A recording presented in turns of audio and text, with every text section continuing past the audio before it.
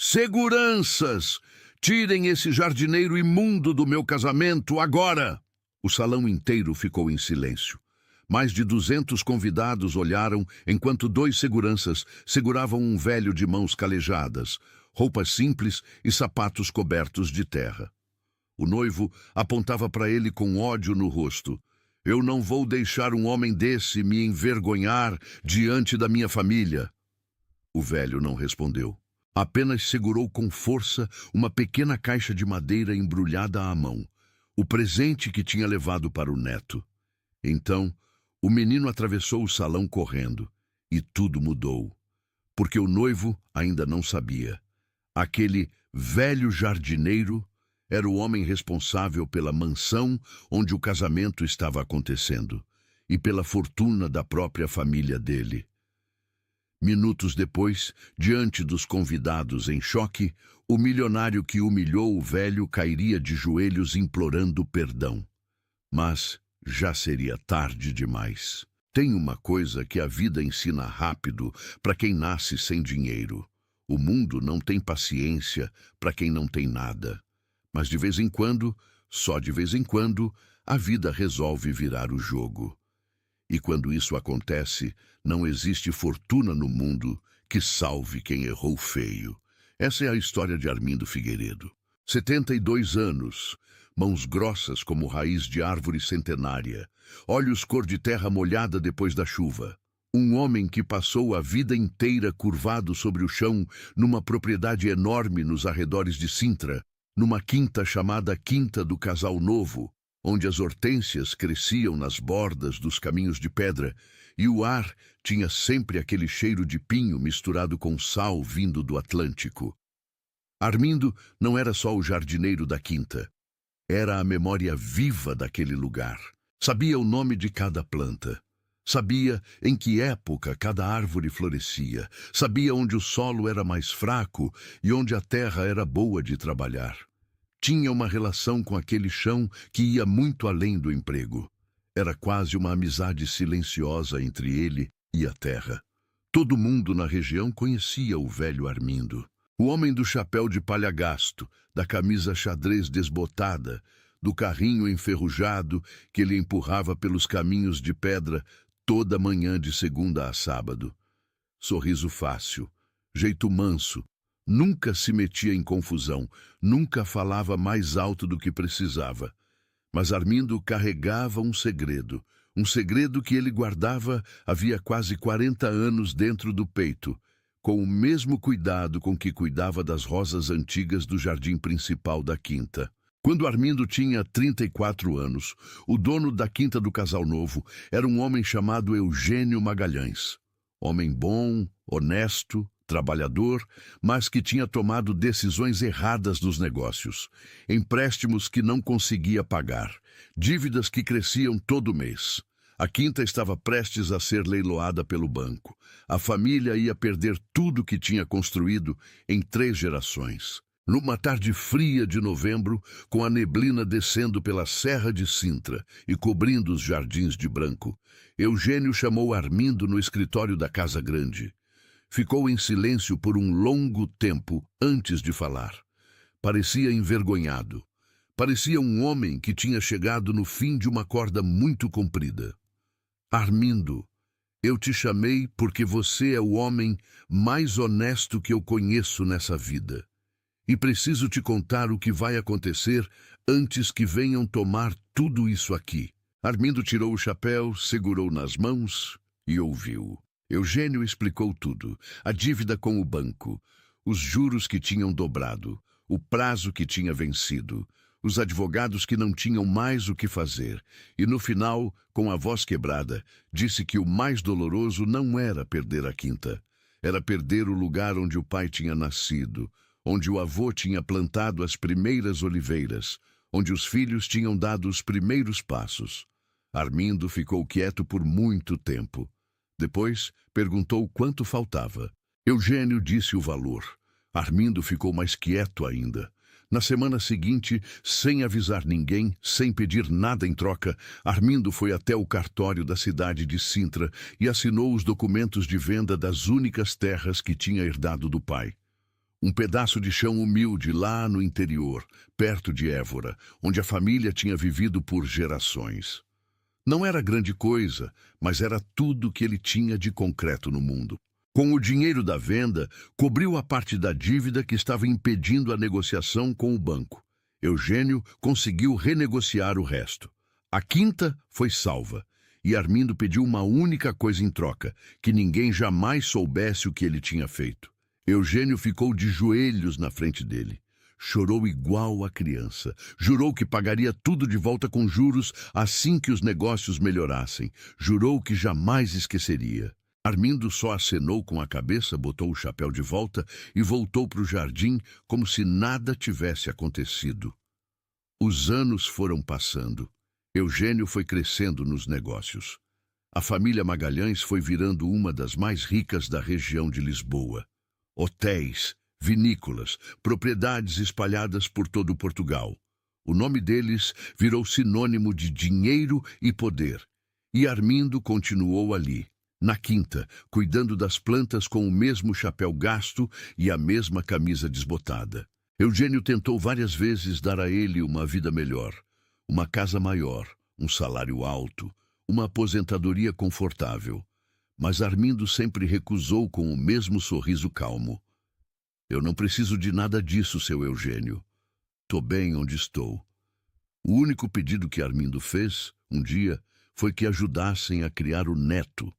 O menino se chamava Tomás. Tinha 8 anos quando chegou na vida de Armindo como uma rajada de vento quente no meio do inverno. A mãe de Tomás, filha única de Armindo, tinha morrido num acidente de carro numa estrada molhada perto de Cascais, numa madrugada chuvosa de fevereiro. O pai do menino tinha sumido antes mesmo de Tomás aprender a falar. E, de repente, aquele velho de mãos calejadas e vida simples se viu responsável por criar uma criança pequena, sozinho, com o salário de jardineiro. Armindo não reclamou, não pediu ajuda. Levantou mais cedo, dormiu mais tarde, fez bico nos fins de semana consertando jardins de casas vizinhas e criou o neto com o mesmo cuidado silencioso com que cuidava das plantas da quinta. Tomás cresceu naquele cheiro de terra e de flor. Cresceu ouvindo o avô explicar por que a roseira precisava ser podada no inverno, porque a era não podia subir pela parede sul, porque a lavanda só florescia bonita quando ninguém se apressava com ela. Cresceu entendendo, sem que ninguém precisasse falar, que o avô era o tipo de homem que o mundo não merecia. Quando Tomás completou 18 anos, entrou na Universidade de Lisboa para estudar agronomia. Armindo pagou a matrícula com as economias de 3 anos guardadas num envelope debaixo da cama. O menino não sabia de onde tinha vindo o dinheiro. Achou que era algum auxílio do governo. O avô nunca explicou. E Tomás foi crescendo, estudando, se tornando um rapaz inteligente, sensível, com aquele jeito quieto que tinha herdado do avô. Não era do tipo que gostava de festa ou de gente exibida. Preferia uma conversa boa, uma caminhada pela quinta no fim de tarde, um livro aberto do lado de fora, enquanto o sol ia embora atrás da Serra de Sintra. Foi numa dessas tardes de fim de curso que ele conheceu Beatriz. Beatriz Lacerda Monteiro, filha de Frederico Monteiro, um dos empresários mais ricos e mais arrogantes de Lisboa. Um homem que tinha começado do nada, construído um império na área de construção civil e turismo de luxo, e tinha desenvolvido com o dinheiro aquela convicção irritante que alguns ricos desenvolvem, a de que vale mais do que todo mundo. Beatriz não era assim.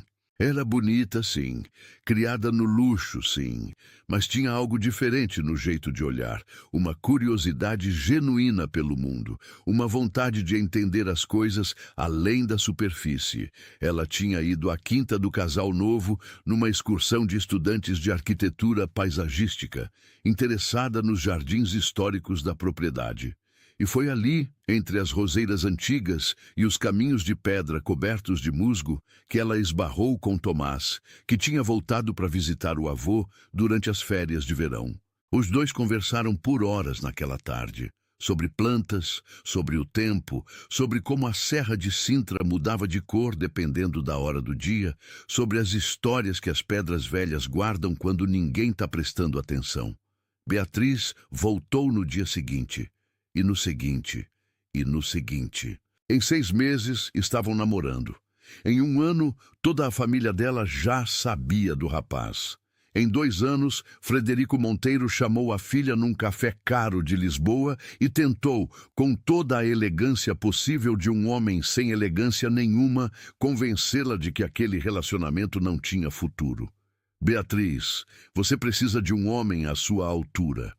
O rapaz é educado, tudo bem, mas o avô dele é jardineiro. Você entende o que eu estou dizendo?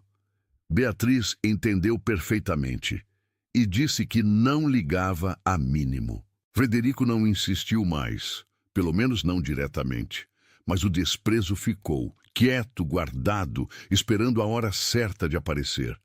Tomás conhecia aquele desprezo, sentia ele em cada jantar de família, em cada olhar rápido que Frederico jogava para ele antes de desviar, em cada pergunta sobre o futuro que vinha carregada de dúvida e condescendência.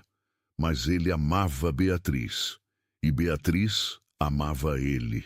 E quando Tomás pediu ela em casamento numa noite de outubro, de joelhos no jardim da quinta, enquanto o avô fingia que não estava olhando pela janela lá de trás, Beatriz disse sim, antes mesmo de ele terminar a frase. Armindo chorou naquela noite. Sozinho, sentado na varanda da casinha simples que era a casa deles, olhando as estrelas que iam aparecendo devagar acima da Serra de Sintra, o velho chorou de alegria. A única coisa que ele tinha pedido para a vida era que o neto fosse feliz. E parecia que, apesar de tudo, a vida ia atender esse pedido. Mas Frederico Monteiro não ia deixar as coisas serem simples. Quando as famílias se reuniram para combinar o casamento, Frederico logo deixou claro quem ia mandar em tudo: o local, os convidados, o estilo, o menu, o número de mesas, a lista de presença. E nessa lista, discretamente, o nome de Armindo Figueiredo nunca aparecia. Tomás percebeu. Pediu para Beatriz que o avô fosse convidado oficialmente. Beatriz garantiu que sim, e o nome foi colocado na lista, mas de um jeito que Frederico se fez de que não tinha visto. O casamento foi marcado para um sábado de abril, numa propriedade de luxo nos arredores de Cascais. Uma quinta enorme, reformada e transformada em espaço para eventos de alto padrão. Salão com pé direito altíssimo, lustres de cristal, jardins impecáveis. O tipo de lugar que custa mais por hora do que Armindo ganhava em 3 meses. A família Monteiro encheu o salão de gente rica. Empresários, políticos, pessoas que chegavam de carro importado, com roupas que valiam uma fortuna e aquele jeito de andar que só quem cresceu nadando em dinheiro tem. Armindo passou a semana inteira antes do casamento ansioso de um jeito que não sentia faz muito tempo, não pela festa, não pelo luxo, mas porque ia ver o neto casar. Na sexta-feira à noite, ele abriu o guarda-roupa e tirou o único terno que tinha. Um terno escuro que tinha comprado há mais de 20 anos para ir ao velório do patrão Eugênio, que tinha morrido de infarto numa manhã de inverno. O terno estava um pouco largo, um pouco gasto nos cotovelos, mas estava limpo, estava passado com capricho. Ele passou a noite fazendo o presente do neto.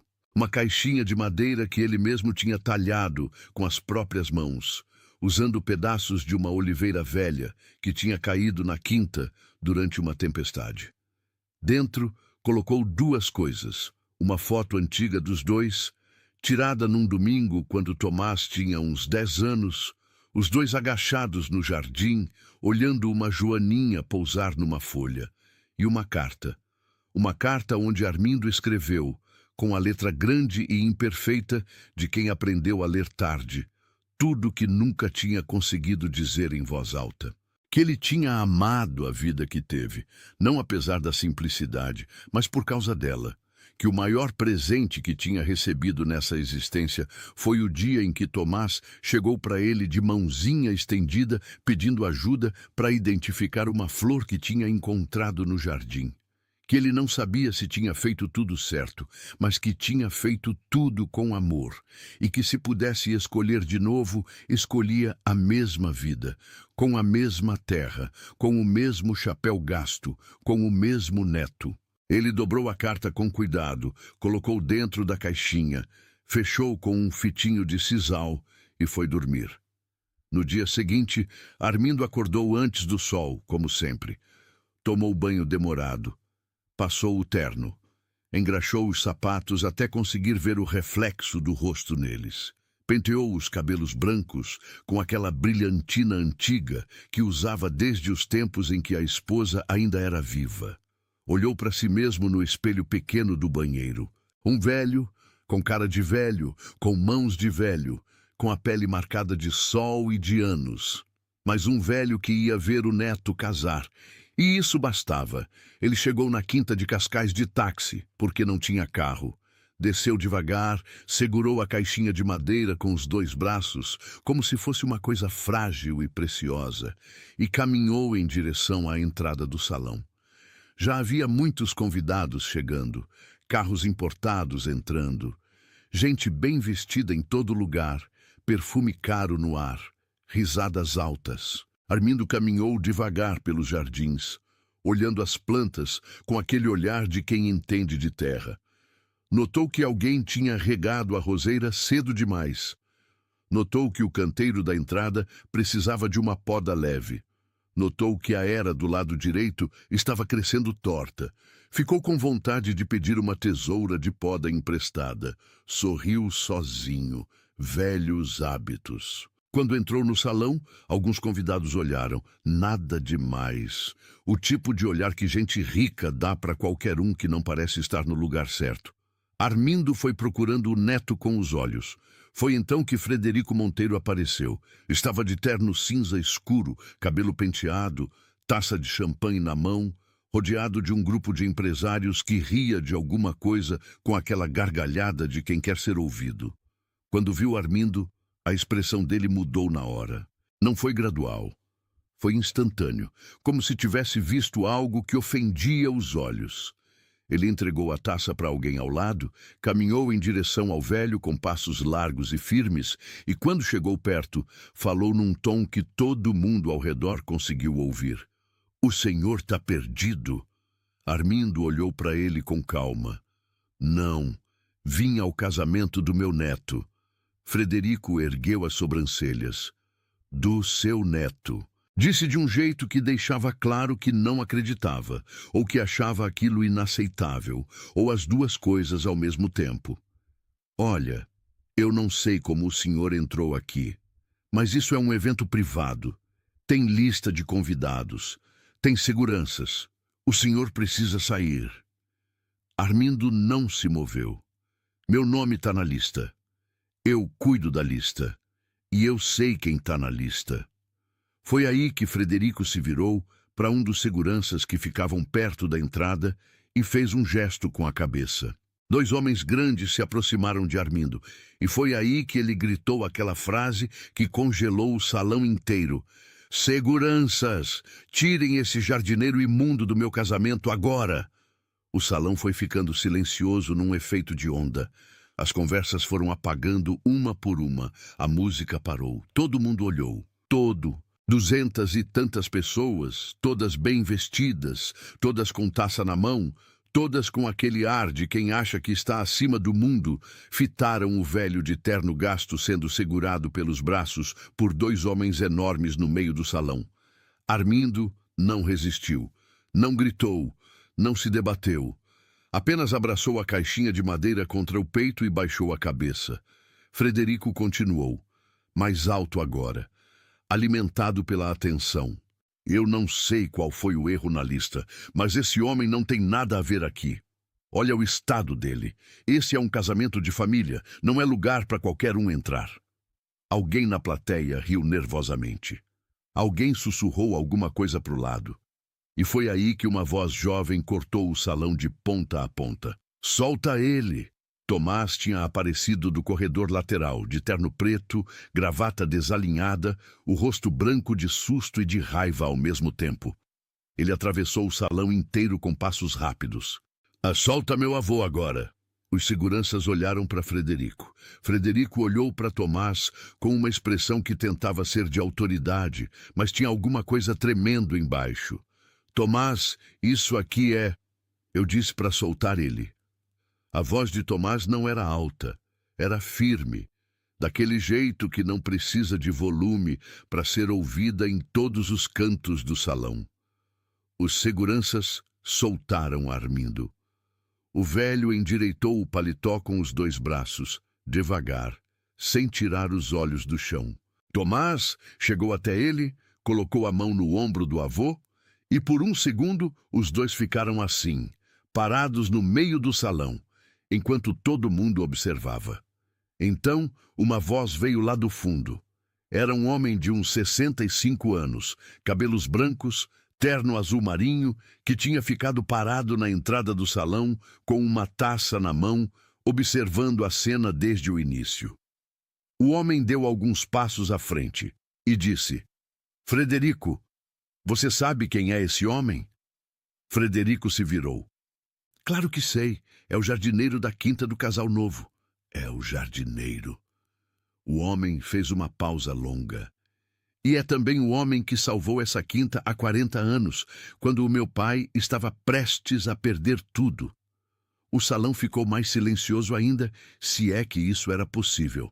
O homem que falava era Rodrigo Magalhães, filho do falecido Eugênio Magalhães e atual presidente do Grupo Magalhães, um dos maiores conglomerados empresariais de Portugal. Hotéis, vinícolas, imóveis, participações em empresas de energia e tecnologia. E era também, como todo mundo naquele salão sabia, mas talvez Frederico tivesse esquecido, convenientemente, o principal credor do Grupo Monteiro. Rodrigo caminhou devagar até o centro do salão. Meu pai me contou essa história uma semana antes de morrer.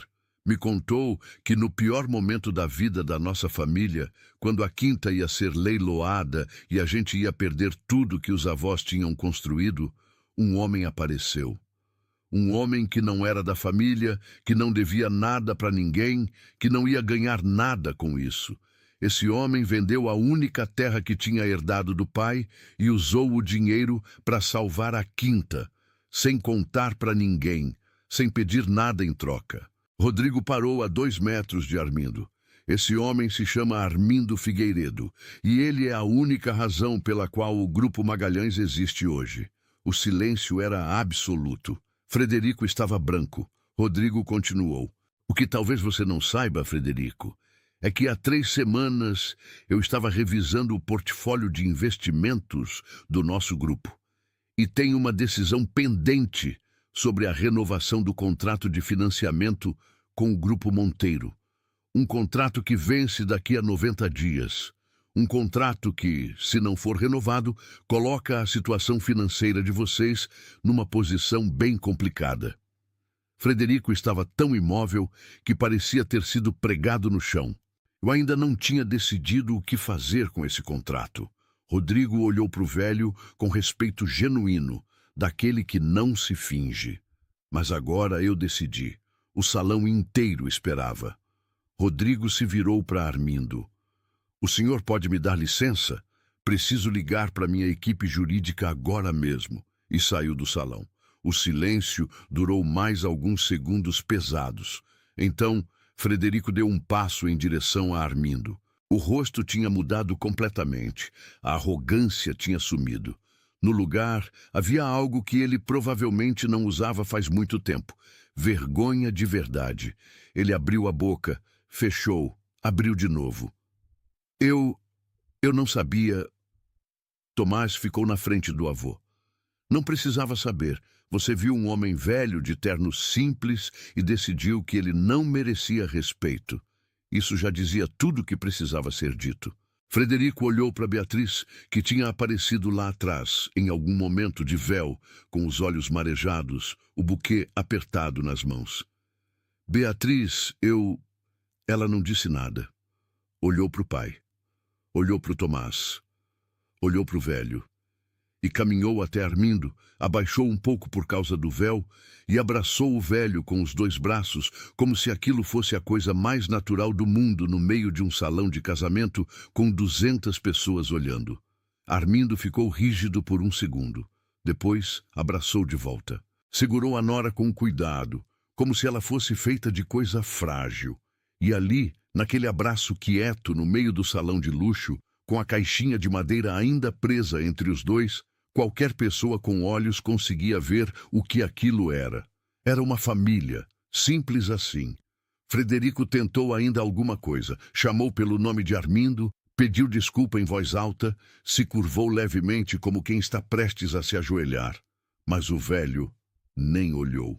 Tomás pegou o avô pelo braço com cuidado, do jeito que fazia desde criança, quando queria mostrar alguma coisa importante.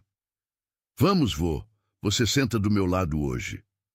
Armindo olhou para o neto, aquele menino que ele tinha criado, aquele rapaz que tinha crescido entre as plantas e as pedras da quinta, que tinha aprendido a nomear flores antes de aprender a fazer conta, que tinha se tornado um homem bom sem que ninguém precisasse forçar.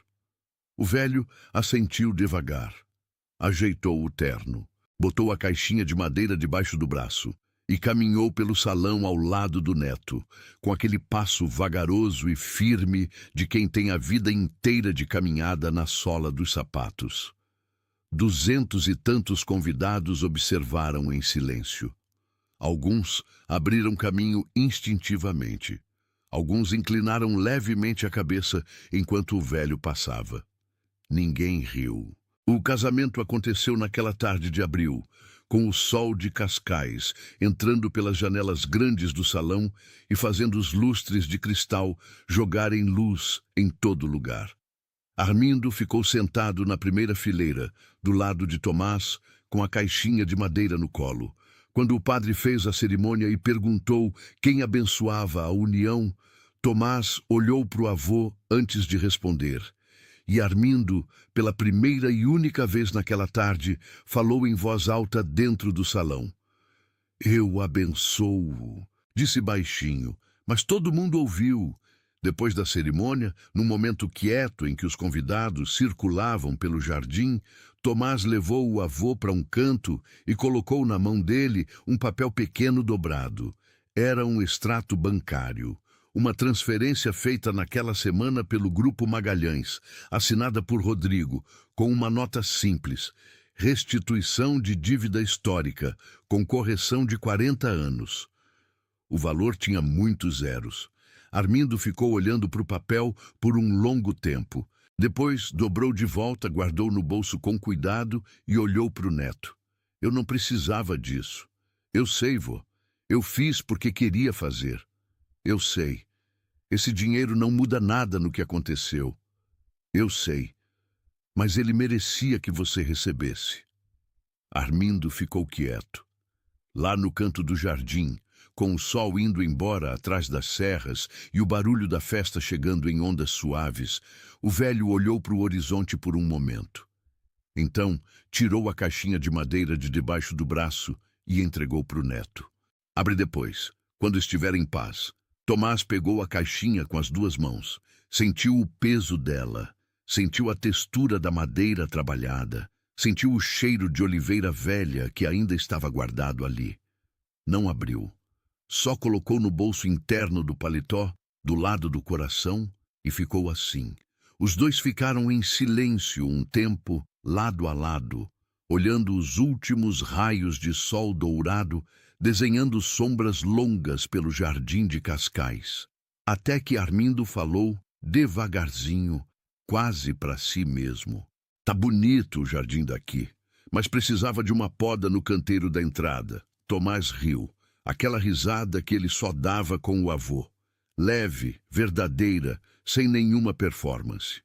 Eu falo pro dono amanhã, vô. Fala. E os dois ficaram ali, quietos e inteiros, enquanto a festa continuava ao redor deles. Frederico Monteiro ficou sabendo alguns dias depois, pela equipe jurídica do Grupo Magalhães, que o contrato de financiamento do Grupo Monteiro não seria renovado. Não por punição, explicaram os advogados com toda a frieza profissional. Simplesmente porque Rodrigo Magalhães havia decidido reavaliar as prioridades do grupo. Frederico passou semanas tentando uma conversa com Rodrigo. Nunca conseguiu. No fim, foi obrigado a renegociar as dívidas da empresa com condições muito piores do que tinha antes. Perdeu 2 propriedades, cortou metade do quadro de funcionários e ficou com a reputação de um homem que não sabia tratar as pessoas certas com o respeito que mereciam.